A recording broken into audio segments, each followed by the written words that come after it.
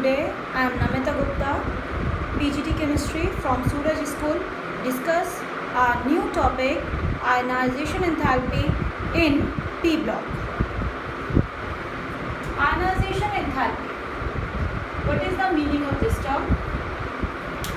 The amount of energy which will be required to emit an electron from its gaseous state of an atom. किसी atom से अगर हम एक electron remove करना चाहते हैं तो अकॉर्डिंग टू बोर्स लॉ हमें ये बात एनालाइज होनी चाहिए, हमें सिस्टम को एनर्जी देनी पड़ेगी। तो सबसे पहला पॉइंट हमारा यही है स्टूडेंट्स, आयनाइजेशन एंथैल्पी में इलेक्ट्रॉन रिमूव होगा एटम से। अगर हमें इलेक्ट्रॉन को रिमूव करना है तो हमें सिस्टम को, हमें एटम को एनर्जी देनी पड़ेगी। That means ionisation enthalpy generally endothermic होगी। आयनाइजेशन एंथैल्पी जनरली एंडोथर्मिक होगी। अब यहाँ पे हमें आज डिस्कस करना है पी ब्लॉक एलिमेंट्स के लिए आयनाइजेशन एंथैल्पी ज़्यादा होती है कि कम होती है, क्यों, एज वेल एज अब पी ब्लॉक में ग्रुप्स भी हमने आपको पढ़ाए थे, लास्ट टॉपिक में पीरियड भी हमने आपको पढ़ाए थे।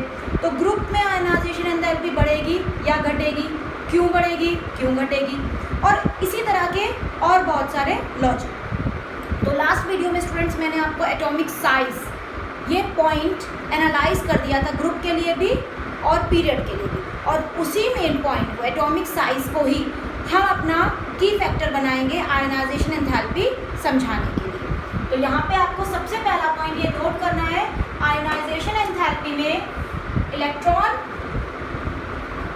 रिमूव होगा बाय प्रोवाइडिंग एनर्जी, और यही प्रोवाइडिंग एनर्जी उस एटम की आयनाइजेशन एंथैल्पी कहलाएगी। और अगर ये प्रोवाइडिंग एनर्जी आयनाइजेशन एंथैल्पी कहला रही है तो आयनाइजेशन एंथैल्पी जनरली एंडोथर्मिक होनी चाहिए। सिस्टम हमारा जनरली एंडोथर्मिक होना चाहिए। तो यहाँ पे अब मैं आपको एक एग्जांपल के थ्रू ये पॉइंट समझाती हूँ। लेट अगेन हम यहाँ पर एक एग्जांपल ले लेते हैं, सल्फर और ऑक्सीजन या सल्फर और क्लोरीन। तो स्टार्टिंग में हम ले लेते हैं सल्फर और ऑक्सीजन। तो स्टूडेंट्स अगर हम यहाँ सल्फर और ऑक्सीजन ले रहे हैं तो आपको ये बात तो समझ में आ गई होगी कि ये हम एक ग्रुप ले रहे हैं, इन ग्रुप। तो हम ये फैक्टर कंसीडर कर रहे हैं ग्रुप के लिए।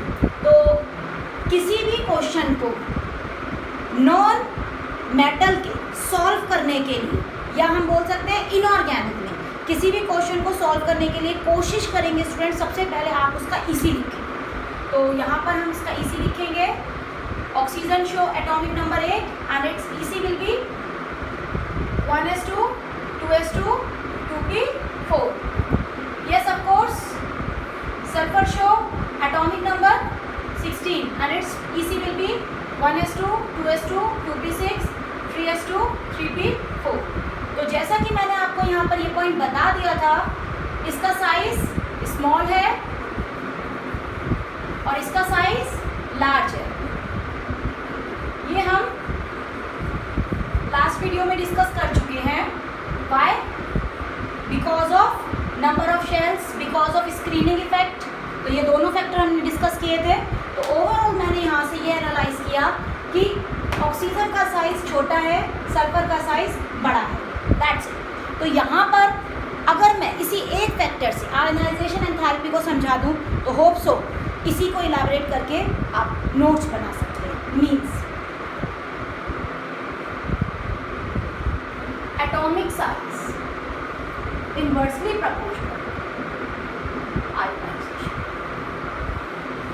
तो स्टूडेंट्स इस इतने बड़े टॉपिक में आयनाइजेशन एंथैल्पी में आपको और कुछ भी नहीं समझना, सिर्फ आपको ये एक सिंगल स्टेटमेंट समझनी है, याद रखनी है, और आपको इसी का प्रैक्टिकल डाटा एनालाइज करना। तो मैं आपको ऑलरेडी ये बात बता चुकी हूँ, एटॉमिक साइज इसका कम है, इसका ज़्यादा है, क्यों, दोबारा एनालाइज कर लिया।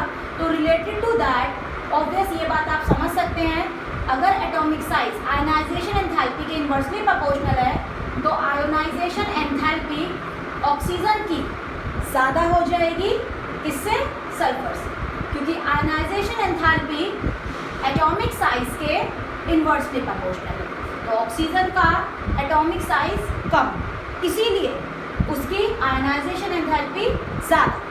तो यहाँ पे अगर हम इसको प्रैक्टिकली समझने की कोशिश करें, क्यों ऐसा क्यों हो रहा है, तो थोड़ा सा आप इसके डेफिनेशन से इसको एनालाइज करिए। The amount of energy which will be required to emit an electron from its valence shell. तो स्टूडेंट्स ऑब्वियस, अगर कोई भी इलेक्ट्रॉन इमिट होता है तो वो इलेक्ट्रॉन हमेशा वैलेंस शेल, वैलेंस सबशेल से ही इमिट होगा। और अगर किसी भी एटम का साइज ज़्यादा है तो एटम का साइज ज़्यादा होने की वजह से इस पर जो अट्रैक्शन लग रहा है, एटॉमिक साइज ज़्यादा होने की वजह से इस पर जो अट्रैक्शन लग रहा है वो अट्रैक्शन कम लगेगा।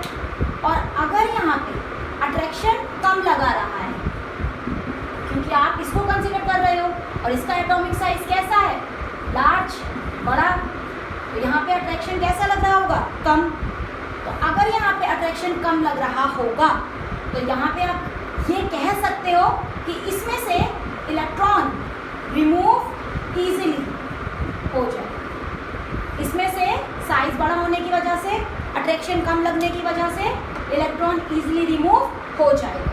तो अगर यहाँ से इलेक्ट्रॉन इजीली रिमूव हो जाएगा तो यहाँ पे इजीली रिमूव का क्या मतलब है, दैट मीन्स आपने सिस्टम को लिटिल बिट बहुत कम एनर्जी दी और बहुत कम एनर्जी की वैल्यू कंपैरेटिवली टू अदर, अगर कम है तो वो इलेक्ट्रॉन को रिमूव कर देगी। तो होप सो स्टूडेंट्स, ये आपको एक छोटा सा फॉर्मूला जो मैंने आपको बताया है आपको एनालाइज करना है, और आप कहीं पर भी 90% क्वेश्चंस में इस लॉजिक के अकॉर्डिंग जीत जाओगे। ऑब्वियस 1% केमिस्ट्री में कुछ एनामोलस बिहेवियर्स आ जाते हैं, वो भी हम यहाँ पे डिस्कस कर लेते हैं, जो कि हमारा सेकंड मेथड होगा, सेकंड लॉजिक होगा। बट नॉर्मली स्टूडेंट्स आप ये पॉइंट एनालाइज कर सकते हो, आयनाइजेशन एंथैल्पी एटॉमिक साइज के इन्वर्सली है।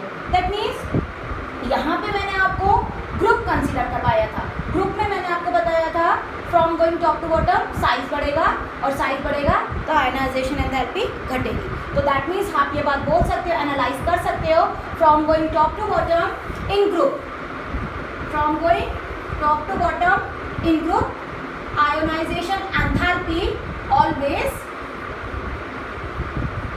Decrease, ionisation enthalpy always decrease. तो स्टूडेंट्स मैं बार बार कह रही हूँ, केमिस्ट्री में कुछ एक्सेप्शनल बिहेवियर्स भी होते हैं, दैट्स वाई आप कभी भी टर्म ऑलवेज नहीं यूज़ करेंगे। At the time of assertion reason आप जनरली टर्म पर टिक करेंगे, ऑलवेज टर्म कंसीडर नहीं करेंगे, क्योंकि हम जो प्रैक्टिकल डाटा और थ्योरेटिकल डाटा लेते हैं तो कई बार प्रैक्टिकल डाटा, थ्योरेटिकल डाटा जो कि हम पढ़ रहे हैं थ्योरेटिकल डाटा, वो एनालाइज नहीं कर पाता। तो हम जनरली टर्म को यूज़ करते हैं। Generally atomic size ionisation enthalpy के इन्वर्सली प्रोपोर्शनल होती है, और इसी वजह से ग्रुप में टॉप टू बॉटम जाने पर आयोनाइजेशन एंथैल्पी डिक्रीज होती हुई समझ आई। और रिगार्डिंग टू दैट हम ये बात बोल सकते हैं, हमने ये बात आपको लास्ट वीडियो में पढ़ाई थी, पीरियड में लेफ्ट टू राइट जाने पर हमारा साइज, एटॉमिक साइज डिक्रीज होता है, और अगर हमें पीरियड में लेफ्ट टू राइट जाने पर साइज डिक्रीज होता हुआ दिखा तो that means ionisation enthalpy increase होती हुई दिखेगी। तो हमारा सेकंड पॉइंट यहाँ पर आ जाएगा, in period from going,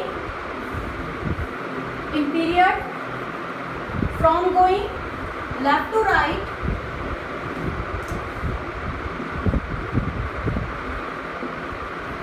in period from going left to right ionization enthalpy increase, ionization enthalpy increase। तो होप सो स्टूडेंट्स आपको ये पॉइंट समझ आ गया होगा। आज इतना ही। Thank you and have a nice day.